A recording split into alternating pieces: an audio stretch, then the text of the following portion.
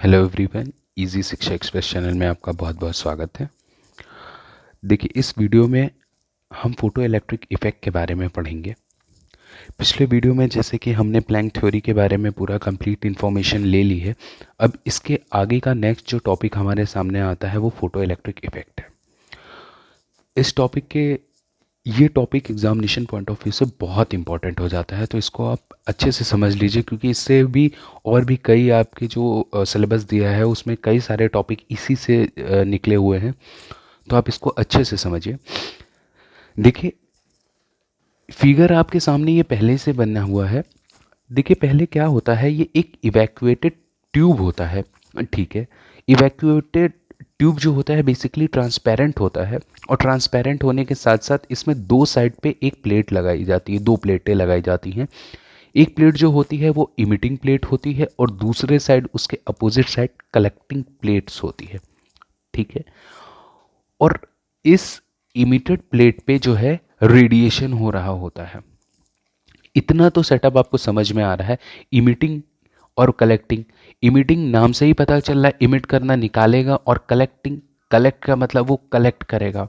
अब क्या इससे निकलेगा और क्या ये कलेक्ट करेगा, ये हम आगे देखेंगे। तो देखिए, ये सेटअप बैठाने के साथ साथ इसका एक पॉइंट जो होता है हम लोग एमीटर से ज्वाइन कर देते हैं। क्यों? क्योंकि हमें करंट के बारे में भी पता करना है कि कितना करंट इसमें आ रहा है। ठीक है, इसके बाद हम लोग कलेक्टर प्लेट को जो है इस साइड के पोटेंशियल डिफरेंस से हम लोग highly highly positive potential difference से हम लोग इसको कनेक्ट करते हैं, क्योंकि प्लेट हमारा इस साइड जो है पॉजिटिव रहे, कलेक्टर जो है हमारा, ठीक है, वो पॉजिटिव रहे। देखिए, जब रेडिएशन पड़ता है तो रेडिएशन का मतलब होता है अल्ट्रावायलेट रेज। जब अल्ट्रावायलेट रेज किसी भी, सपोज ये सरफेस है, अगर अल्ट्रावायलेट रेज, एक मिनट, ये सपोज हमारा सरफेस है और ये हमारा रेडिएशन आ रहा है, और अगर यूवी है, अल्ट्रावायलेट रेडिएशन है हमारे पास, तो ये जो है बेसिकली पॉजिटिव चार्जेस जो होते हैं, फोटॉन्स को, फोटॉन जो होते हैं उनको अपने साथ लेके आती है, और इस सरफेस, ये जैसे सपोज मेटल है, और इस मेटल के सरफेस पे इलेक्ट्रॉन जो होते हैं चिपके हुए होते हैं, और जब ये हाईली पॉजिटिव चार्ज जो फोटॉन होता है जब आके इससे हिट करता है, तो ये इलेक्ट्रॉन क्या होता है, और हिट करेगा तो मतलब इतनी इसके पास सफिशिएंट एनर्जी या फिर सफिशिएंट फ्रिक्वेंसी होनी चाहिए कि ये इस इलेक्ट्रॉन को इस मेटल सरफेस से इजेक्ट कर पाए। तो जब ये इस सरफेस को, इस इलेक्ट्रॉन को फोटोन हिट करता है और ये बाहर के साइड आ जाता है, बेसिकली इसी इतना ही पार्ट इमिटिंग प्लेट में ये काम हो रहा है। देखिए, रेडिएशन हमारा आया, रेडिएशन आके हमारा इस इमिटिंग प्लेट पे आके फॉल कर रहा है। फॉल करने के बाद जो इस पे इलेक्ट्रॉन्स थे वो क्या हो रहे हैं, वो इजेक्ट आउट हो रहे हैं, वो बाहर निकल रहे हैं तेजी से। और जब वो इलेक्ट्रॉन निकल रहे हैं तो इस साइड जो कलेक्टर है वो हमारा हाईली पॉजिटिव पोटेंशियल डिफरेंस से जुड़ा हुआ है, तो उसमें जो है देखिए, जो इलेक्ट्रॉन है हमारा वो जाके क्या होगा, कलेक्ट हो जाएगा। इसी तरीके से नंबर ऑफ इलेक्ट्रॉन्स इस प्लेट पे जाके कनेक्ट होते हैं। ठीक है, तो देखिए, जब नंबर ऑफ इलेक्ट्रॉन इसमें जाके कलेक्ट होते हैं, तो एक बार एक टाइम पे यहाँ पे बंच ऑफ इलेक्ट्रॉन्स यहाँ पे हो जाते हैं, जिसकी वजह से और जो इलेक्ट्रॉन रेडिएशन इस पे पड़ रहा होता है वो उससे जितने भी इलेक्ट्रॉन हाईली काइनेटिक एनर्जी के साथ जो निकल रहे होते हैं वो इस जगह पे हिट करते हैं। एक टाइम ऐसा आता है कि कलेक्टर हमारा प्योरली निगेटिव हो जाता है। पूरी तरीके से निगेटिव हो जाने के बाद वो जो सडन ब्रेकडाउन होता है करंट में, जो यहाँ पे हम मेज़र कर रहे थे, उसको बोलते हैं बेसिकली स्टॉपिंग पोटेंशियल। ये एक ब्रीफ हमारा जो है चीज़ें थी। तो हम इसके बारे में टॉपिक वाइज टॉपिक चलेंगे, क्योंकि इस टॉपिक पोटेंशियल थ्रेशोल्ड फ्रिक्वेंसी के बारे में भी हमें आपको बताना है। तो देखिए, आप पहले इतना आपको क्लियर हो गया है कि रेडिएशन इस पे पड़ने से इलेक्ट्रॉन इजेक्ट हो रहे हैं, और इजेक्ट होकर वो कलेक्टर प्लेट पे जो है जाके एब्जॉर्ब हो रहे हैं। तो देखिए, इसमें जब ये रेडिएशन हो रहा होता है तो रेडिएशन में जो फ्रीक्वेंसी होती है, इसमें फ्रीक्वेंसी इतनी सफिशिएंट होनी चाहिए यह फ्रीक्वेंसी इतनी हाई होनी चाहिए, हाई फ्रीक्वेंसी बोलते हैं, हाई फ्रीक्वेंसी होनी चाहिए कि जो हमारा इलेक्ट्रॉन है वो इस मेटल सरफेस से इजेक्ट आउट हो जाए। देखिए, सपोज अगर हमारी एनर्जी जो फ्रीक्वेंसी होगी वो इस वी नॉट से अगर कम होगी, अगर ये हमारा ज़्यादा है तो यहाँ से हमारा क्या होगा, इमिशन होगा। ठीक है, इमिट करेंगे इलेक्ट्रॉन, तो मतलब हमारा इमिशन जो होता है, इमिशन होगा। बट अगर हमारी फ्रीक्वेंसी सपोज ये वी नॉट जो है ये कम होती है फ्रीक्वेंसी से, तो कोई भी इमिशन नहीं होगा, बिकॉज इस रेडिएशन के पास जो फोटोन आ रहे होंगे बंच ऑफ, उनके पास इतनी पावर ही नहीं होगी कि वो इलेक्ट्रॉन को इजेक्ट आउट कर सके, वो सेल्फ एब्जॉर्ब हो जाएंगे वहां पे जाके। तो इस वजह से कोई भी इलेक्ट्रॉन इजेक्ट होगा ही नहीं। तो ये कंडीशन जो हमारे सामने मिलती है, इस वी नॉट को बेसिकली हम लोग बोलते हैं threshold frequency, threshold frequency. ये बहुत इंपॉर्टेंट है। थ्रेशोल्ड फ्रीक्वेंसी डायरेक्ट पूछता है कि what is the threshold frequency. तो threshold frequency basically, threshold frequency उसे बोलते हैं कि फोटॉन या रेडिएशन जो है हमारा इतनी फ्रीक्वेंसी लेके आ रहा हो कि उस जो हमारा इमीटर है उस प्लेट में जो इलेक्ट्रॉन है उसको सफिशिएंट एनर्जी, इतनी फ्रीक्वेंसी हो कि वो उसे इजेक्ट कर सके और उसके पास काइनेटिक एनर्जी इलेक्ट्रॉन के पास इतनी आ जाए कि वो कलेक्टर प्लेट पे जाके एब्जॉर्ब हो जाए। ठीक है, तो देखिए थ्रेशोल्ड फ्रीक्वेंसी का क्या होता है, एक ग्राफ प्लॉट होता है। थ्रेशोल्ड फ्रीक्वेंसी का ग्राफ जो होता है बेसिकली इस फॉर्म में होता है, इसको वी नॉट कहते हैं, ये फ्रीक्वेंसी के बारे में बता रहा होता है। ठीक है, तो ये जो थ्रेशोल्ड फ्रीक्वेंसी के बारे में बता रहा होता है, इसमें आप ये बात भी समझिए कि ये जो गैप है इस पॉइंट से इस पॉइंट के बीच में, ये बेसिकली वो इतनी ही ये एनर्जी है स्मॉल वी की जितनी इस इलेक्ट्रॉन को इजेक्ट करने में लगेगी। देन ये इतनी सफिशिएंट एनर्जी होनी चाहिए इस इलेक्ट्रॉन के पास कि ये इस पे जाके कलेक्ट हो सके। तो ये इसका थ्रेशोल्ड का एक ग्राफ प्लॉट होता है। इसके बारे में हम और भी ब्रीफली पढ़ेंगे कि इसके कुछ इसके कुछ फॉर्मूले भी हैं, वो भी आपको प्रूफ होंगे, बट इसको समझाने के लिए ये पॉइंट यहाँ पे इंपॉर्टेंट था। ठीक है, तो हमारा जो रेडिएशन हो रहा है वो वी नॉट की फ्रीक्वेंसी से लेके आ रहा है, जिससे हमारा इलेक्ट्रॉन इजेक्ट हो रहा है। मतलब हमारे पास यहाँ पे जो फ्रीक्वेंसी है, फ्रीक्वेंसी जो हमारे पास है, फ्रीक्वेंसी जो होगी हमारे पास वो क्या है, वो वी नॉट है। वी नॉट मतलब ये थ्रेशहोल्ड फ्रीक्वेंसी है, फ्रीक्वेंसी है। इतना आपको समझ में आ गया। अब देखिए, अब एक इसमें ग्राफ प्लॉट करते हैं।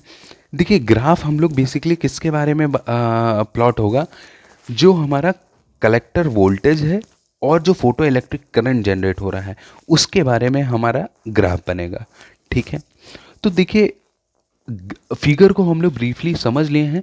अब ग्राफ को अकॉर्डिंग हम लोग समझते हैं कि कैसे ये वर्क हो रहा है। ठीक है, देखिए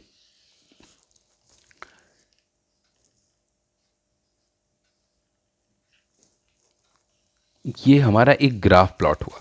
ठीक है, ये जो होता है ये हमारा सैचुरेशन करंट है।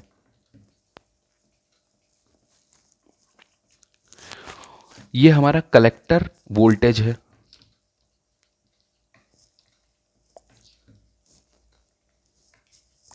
ठीक है, और ये हमारा फोटो इलेक्ट्रिक करंट है।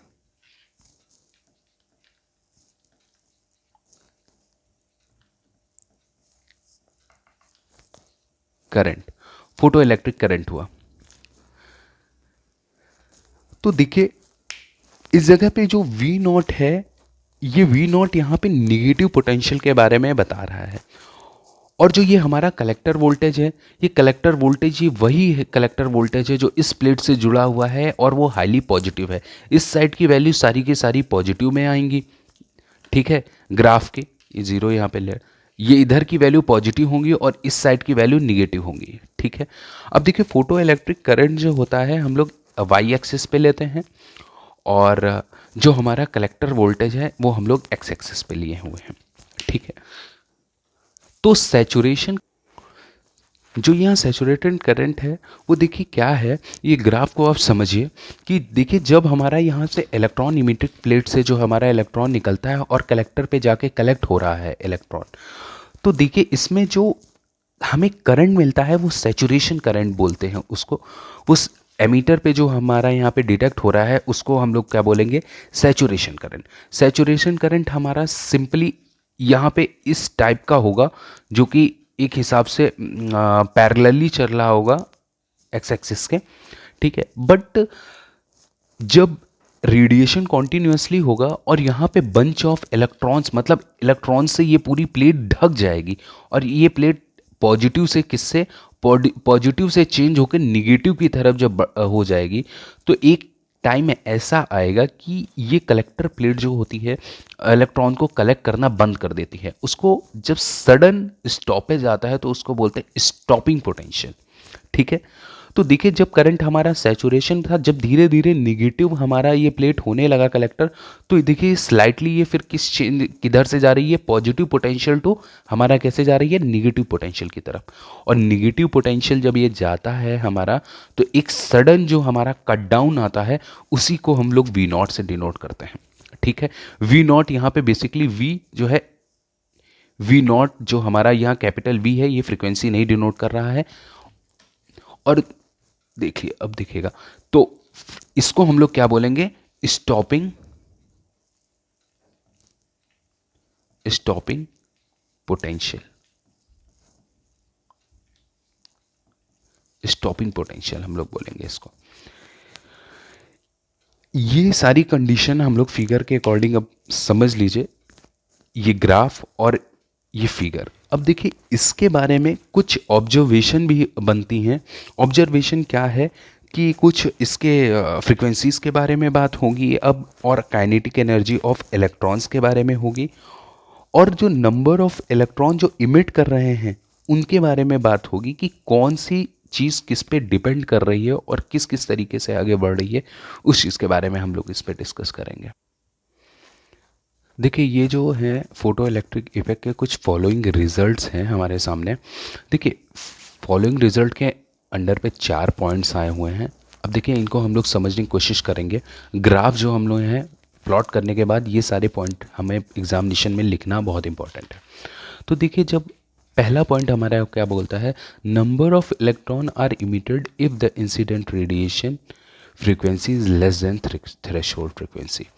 नंबर ऑफ जो इलेक्ट्रॉन्स जो इमिट होंगे, ठीक है, इंसिडेंट रेडिएशन जब होगा उन पर, तो उनकी फ्रीक्वेंसी लेस देन थ्रेशोल्ड नहीं होनी चाहिए, ठीक है। थ्रेशोल्ड से, थ्रेशोल्ड फ्रीक्वेंसी से लेस देन नहीं होनी चाहिए, अदरवाइज जो हमारा इलेक्ट्रॉन जो इमिट हो रहे हैं वो होंगे नहीं, समझे। अब देखिए kinetic energy of emitting electron जो होते हैं, जो काइनेटिक एनर्जी जिनके इलेक्ट्रॉन जो होते हैं जब उन पे फोटोन फॉल करता है और वो इजेक्ट होके, क्या उनके पास काइनेटिक एनर्जी जो आती है वो कहाँ से वैरी करती है, वो जीरो से वैरी करती है मैक्सिमम वैल्यू तक, ठीक है। जो मैक्सिमम वैल्यू ऑफ एनर्जी होती है वो किस पे डिपेंड होती है, वो फ्रिक्वेंसी पे डिपेंड होती है, फ्रिक्वेंसी पे डिपेंड होती है, ना कि वो इंटेंसिटी पे, इंटेंसिटी ऑफ रेडिएशन पे। फिर से समझिए, काइनेट जो इलेक्ट्रॉन जो होते हैं जो इजेक्ट होते हैं जब उन पे रेडिएशन होता है, नंबर ऑफ फोटॉन्स उन पे फॉल होते हैं और वो एनर्जी लेके बाहर निकलते हैं, मैक्सिमम एनर्जी जो उनकी होती है वो कैसे डिपेंड होगी, 0 टू मैक्सिमम वैल्यू तक होगी एनर्जी उनकी। तो जो मैक्सिमम वैल्यू ऑफ एनर्जी जो होती है वो किस पे डिपेंड करती है, वो फ्रिक्वेंसी पे डिपेंड करेगी, फ्रिक्वेंसी पे डिपेंड होगी, ना कि वो इंटेंसिटी पे, not on the intensity of radiation, radiation पे डिपेंड नहीं करेगी। देखिए तीसरे पॉइंट में number of photo electron emitting पर सेकंड, कहने का मतलब ये है कि जो इलेक्ट्रॉन निकल रहे होंगे इमिटिंग प्लेट से, वो नंबर ऑफ निकलेंगे इलेक्ट्रॉन हर सेकंड में, पर सेकंड पे निकल रहे होंगे, मतलब कई सारे।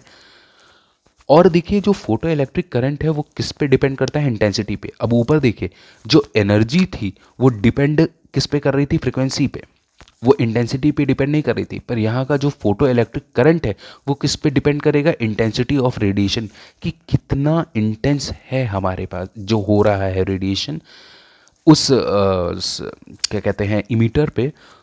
तो वो डिपेंड करेगा इंटेंसिटी ऑफ रेडिएशन पे, बट इंडिपेंडेंट होगा किससे, फ्रीक्वेंसी से। चौथा पॉइंट देखिए, जो फोटो इलेक्ट्रिक इमिशन है वो एक इंस्टेंटेनियस प्रोसेस है, मतलब चलते लॉन्ग टाइम तक चलने वाला एक प्रोसेस है, ठीक है। इस पे कोई टाइम लैग नहीं है। टाइम लैग का मतलब क्या होता है कि जो इलेक्ट्रॉन निकलने का जो प्रोसेस है उसमें कोई भी टाइम टाइम का लैग नहीं है, कोई भी समय के बीच में डिफरेंस नहीं है कि एक इलेक्ट्रॉन अब निकला है तो एक इलेक्ट्रॉन इतने देर बाद निकलेगा, नहीं। वो इलेक्ट्रॉन कॉन्टिन्यूसली उस प्लेट से निकल रहे हैं और वो कलेक्टर तक अपनी एनर्जी के साथ पहुंच रहे हैं, ठीक है। तो मतलब है नहीं, नो, स्मॉल में लिख दे रहे हैं, आप समझेगा, नो, नहीं, अरे नहीं लिख देते, नहीं निकलेंगे इलेक्ट्रॉन अगर इंसिडेंट रेडिएशन की फ्रीक्वेंसी जो है वो थ्रेशोल्ड से लेस देन होगी। तो ये पहला पॉइंट आप क्लियर कर लीजिए, यहाँ पे नो का मतलब था नहीं, ठीक है।